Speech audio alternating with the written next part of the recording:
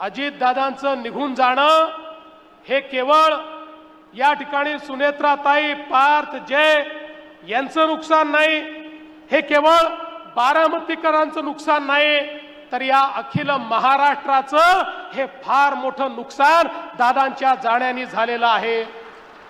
बंधू भगिनींनो, मला अतिशय जवळून दादांसोबत काम करण्याची संधी मिळाली। अनेक वर्ष आम्ही एकमेकाच्या विरोधात देखील काम केलं, पण वैयक्तिक जिव्हाळा हा कधी कमी झाला नाही आणि त्यातूनच आम्ही एकत्रित आलो।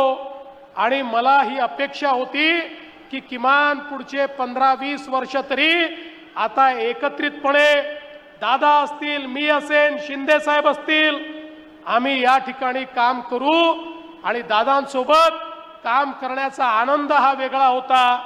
कारण दादा हे रोखठोक नेतृत्व होतं।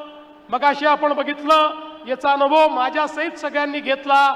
दादांनी हो म्हटलं तर काळ्या दगडावरची रेग, आणि दादांनी नाही म्हटलं तर ते परमनंट नाही, अशा पद्धतीनं थेट आपल्या सर्वांशी व्यवहार करणारे दादा होते।